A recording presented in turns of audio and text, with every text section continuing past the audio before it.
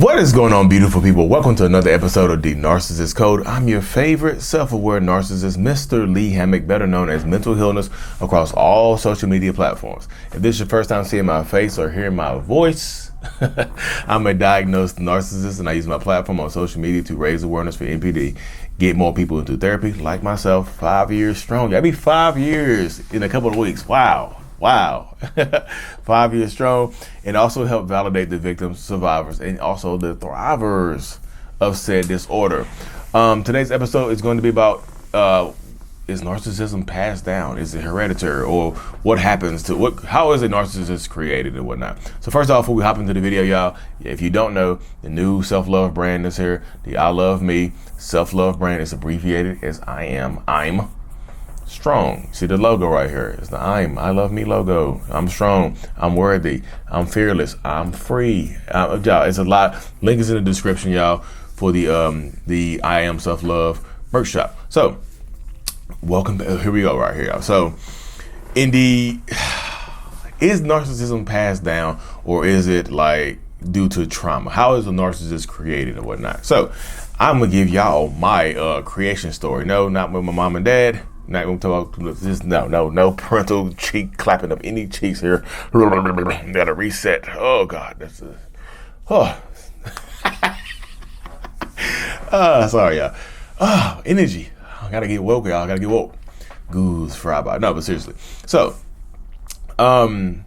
me personally, I believe, it couldn't be a genetic component to narcissistic personality disorder. I think there have been some studies saying it could be genetic or whatever, some parts of it, but a lot of it is due to childhood trauma, y'all. I know people asking me like, Lee, what trauma did you experience? People just come up just flat out and ask, tell me your trauma. Tell us your trauma.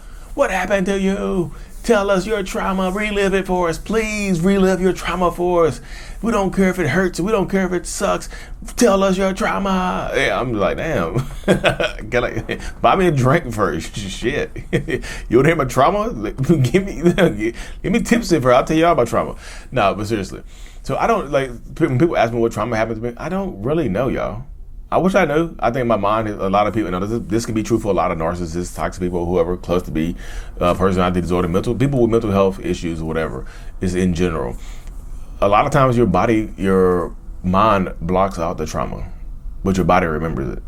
Your mind blocks it out, and I think your mind blocks out whatever trauma you experience to protect you, to protect your inner child, and you develop this narcissistic like husk. I say husk, like if you peel back the husk, you get this sweet narcissistic corn on the inside of it.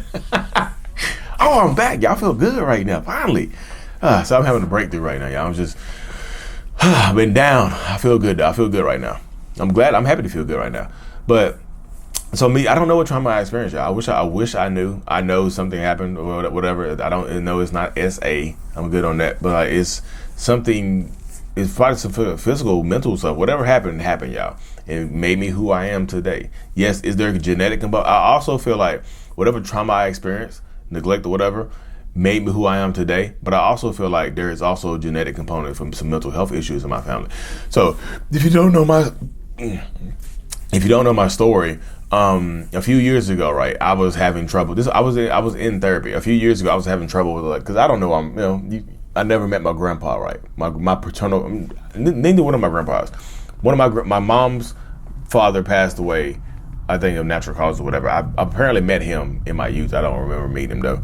But my father's father, my paternal grandfather, I never met before. I saw pictures of him when we were little at grandma's house or whatever. You mean they used to show us pictures of me. I kind of looked like him or whatever. You know what I mean? So I was in therapy, and I was telling my therapist, I'm just having trouble figuring out why I am the way I am. Like, how did I get to this way? Why my dad is kind of, I had a father. He was in my life. I know who he is. He just wasn't the active, proactive, just the interactive father you needed. He was more like a friend that you saw on the weekends because he lived with my grandma for most of his life. You know what I mean? So I didn't really we saw him, but he wasn't like a dad. He was just like the friend that come play the PlayStation with you for a little bit, or the Super Nintendo with you for a little bit back in the day, and then go try to find some women. You know what I mean? That's what he was about, just women. So there's some neglect there. But I never, I always wondered why he was the way he was, like how disconnected he was and things like that. You know what I mean? My first memory I have of him is him just like literally striking me across the leg because he was angry I was playing a joke on him. So I remember that distinctly. You know what I mean? And I remember in my youth just telling myself that I would never let anybody else hurt me like that again. So I remember shutting down at that. That was one of the moments I shut down right there. I remember that distinctly. You know what I mean? But I was my third. I was like, why he's not, pretty much like, why he don't love me, man? Like, y'all seen that Will Smith clip from the Fresh Prince of Bel-Air when he was like, when his dad came back into town and then he promised Will that it was going to road trip or something, but then he got a job and he had to leave, and then Will Smith started crying. He was like, how come he don't want me, man? You know, that scene right there, that's pretty much what I said in our therapist's office, right? She's like, find out what happened to him. What happened to him? What's your grandpa? What was his childhood like? I was like, I knew my grandma. I didn't know my grandpa. So I didn't know nothing about my grandpa. So I go to, I get on Psychology Today, right? And not psychology, that's not my therapist. I get on, Ancestry.com, right? I just don't put in my family member's name. From my grandpa, from my dad, from my grandma, from my dad, from my mom, from everybody. But then I was like, I don't even know my grandpa's name. So I didn't even know. I know my grandma's name. Just so happened to find a marriage certificate between them two. I was like, okay, cool. But then when I found a marriage certificate, also what popped up is the death certificate. You know what I mean? I was like, he died. Okay, cool. I see why he died. When he died. He was 27 years old and he died on a Monday morning at 5:30 a.m. So guess what happened? At 5:30 a.m. Monday morning, he decided to go down there and put a gun to his head and shoot himself. So my dad found him. My dad was a traumatized 7-8-year-old, and now he they don't have trauma centers when you're mental. They didn't have very good mental health for young black boys back in 1974. You know what I mean? So he grew up and he became who he became. The despondent, disconnected person who dealt with trauma in their own way. Probably just it was a Monday morning, so who knows? They might have found his dad. His dad passed away, and he had to go to school Monday morning or Tuesday. They want to miss school. You know what I mean? So who knows? You had to process that. And he became the way he became, and it seemed like it passed down from my grandpa or my great grandpa, whoever it was. What happened to him? What made him depressed? So there's mental health issues in my family, y'all. My dad is just super disconnected. I don't know if he's a narcissist or not, but I think it can absolutely be passed down. But there could be a genetic disposition in my family for mental health issues. So yeah, narcissistic personality disorder, it just makes sense to me. I have a twin brother. He's not a narcissist. So everybody doesn't get the gene, but I did. So here we are. When I make the best of it. I make the best of telling the world about it and whatnot. So this is where I'm at. This is where I'm at right now, trying to make the best of my day, trying to make the best of my own personal life and whatnot. So it can absolutely be passed down. One of my friends, his dad I feel like his dad is a narcissist because he has a very, very good, very, very good public image, right? Very good public image. Very good public image. Everybody love him. I ain't gonna say his name because if I tell his name, everybody know I'm talking about. Everybody love him. Just sports, athletic, whatever. I just,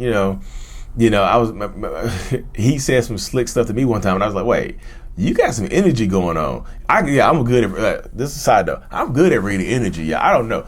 I get energy from people. I was like, whoa, you got some toxic energy in you. I just feel I can feel it. Once I talk to them for a little bit, I can feel it in them. You know what I mean? I'm like, you got a little toxic energy going on here. This is a little wild, But I feel like he was kind of narcissistic because I just felt everybody like him too. Too many people like him. Right? When everybody likes you, I always kind of get like suspicious. You know what I mean? I don't trust, when your image is too clean, I always get suspicious. Like Tiger Woods. I like Tiger Woods. He's too perfect. Then all this stuff came out about him. I was like, oh, he's not perfect. The only person I don't get suspicious of right now is The Rock. I feel like Dwayne The Rock Johnson is a genuinely good person. That's the only one. Seriously. But yeah. And he is, I think this, like I said, the older guy, I'm pretty sure he's narcissistic. And his son ended up being one of my good friends. And he's completely, his mind just blown. He's like completely delusional. He just didn't do anything. Like he did not grow up in his father's image. I promise you that. And he knows it. I think his dad let him know growing up. So he felt like he would never be enough. So he's taking it out on his kids now. It's horrible to watch this person who was my friend for a long time be horrible to his kids because his dad was horrible to him. He's just passed. Sometimes it can be very well be passed down. You know what I mean? It very well can be passed down from generation to generation. It can be. I just think it can. And if you don't stop it, if you keep them kids around it, you keep the kids in it, What choice? The kids don't have. Sometimes the kids don't even have a fighting chance, y'all. Sometimes the parents don't give the kids a fighting chance, and you feel bad for the pause. You feel bad for the kids and stuff like that because the parents don't give them a fighting chance sometimes.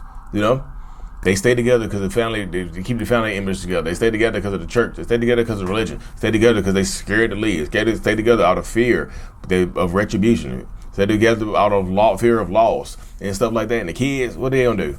They got to stay there too. You know what I mean? They got to stay in it 100% of the time. And sometimes they grow up toxic, and it just happens sometimes, y'all. You know. So I do feel like it can be passed down from generation to generation, but I feel like it's just in myself, in my own personal life. I feel like my mental health journey is different because like I'm woke right now. You know what I mean? And I'm waking my kids up to it. My kids know I'm a narcissist. They say it. My young son, he says it all the time. He makes jokes. He'll be like, "Hey guys," he put my little glasses on and be like, "Hey guys, I'm a narcissist." And we just act like he doing videos on YouTube, you know, because he said one of my videos popped up on YouTube one day. He's like, "That's that." You know, my oldest son, he understands it a little bit more now. I talk to him more and just let him know how my childhood was. I don't make excuses. You know, I don't make excuses for him. Like, yeah, I've been doing some messed up stuff. I don't make excuses for him. I just talk to him. Like, he's older. He understands that, like, this is how I grew up right here. I'm trying not to let y'all grow up the same way. Yeah, I done did some messed up stuff. I've been terrible. You just see me. I'm in therapy right now. I've been in therapy for the rest of my life. I told my son that. My oldest son. I'm genuine with him. I'm like, this has got to stop with me right here, y'all. I don't want y'all to go down the same pathway of being mentally ill that I'm in. You know what I mean? That I have. So you have to empower yourselves, y'all. So if you're dealing with a narcissistic person, or you're the son or daughter of a narcissist, you know, it's time. Let it stop with you. It ran in your family until it ran into you. You know what I mean?